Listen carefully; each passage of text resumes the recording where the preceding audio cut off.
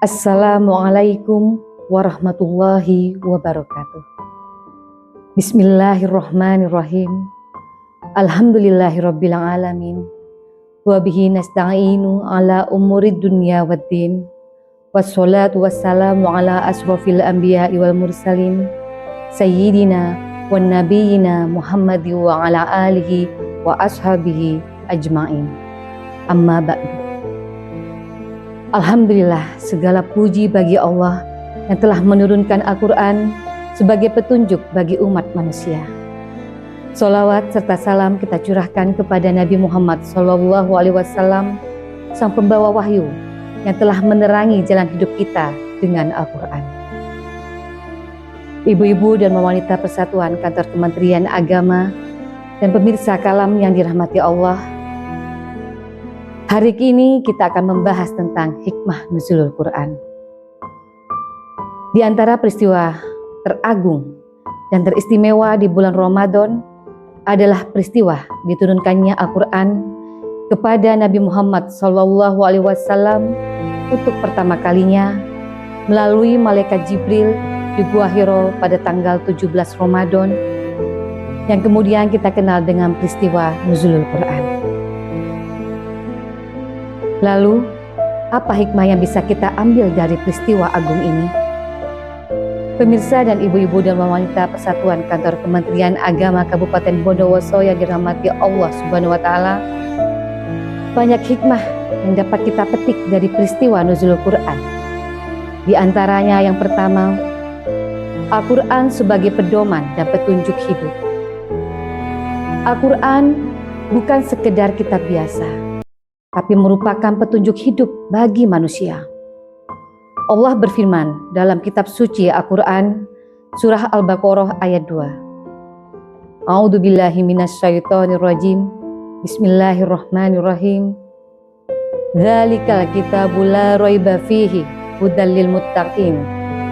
Yang artinya, kitab Al-Quran ini tidak ada keraguan di dalamnya, petunjuk bagi orang-orang yang bertakwa.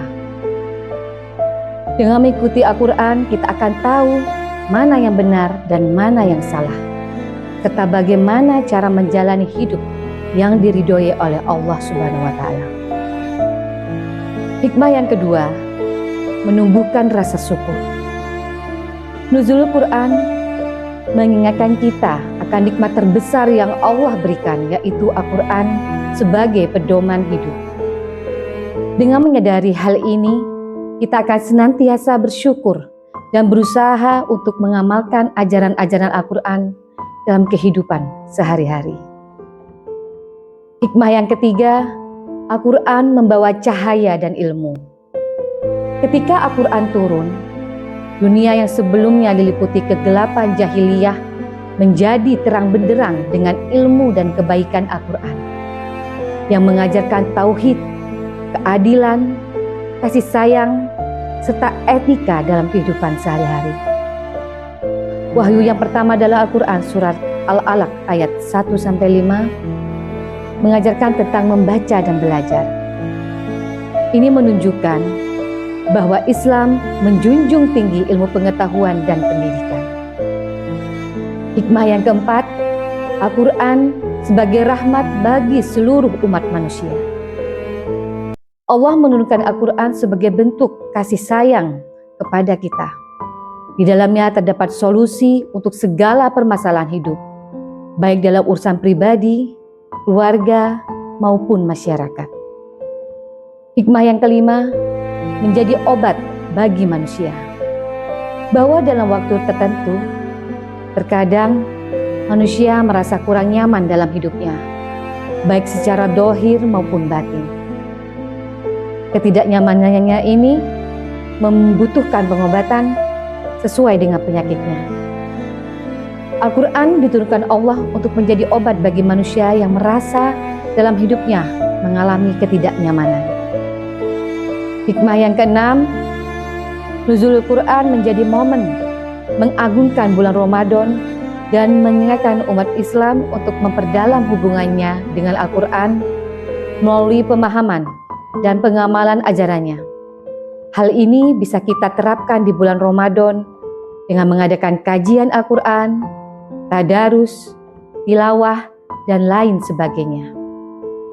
Hikmah yang ketujuh, nuzul Quran akan mendorong umat Islam untuk senantiasa menggali ilmu dari Al-Quran dan mengamalkannya dalam kehidupan sehari-hari, sehingga ajaran Islam tetap hidup dan berkembang di tengah masyarakat.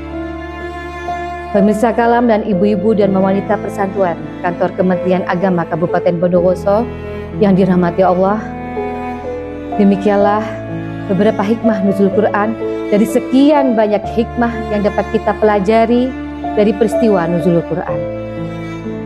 Mari kita jadikan momentum nuzul Quran kali ini untuk lebih dekat dengan Al-Quran, dan mari kita perbanyak membaca, memahami, dan mengamalkannya dalam kehidupan sehari-hari. Jangan sampai Al-Quran hanya menjadi pajangan di rumah tanpa ada usaha untuk menghidupkannya dalam hati dan perilaku kita. Demikianlah ceramah yang dapat kita sampaikan, semoga dapat bermanfaat bagi kita semua.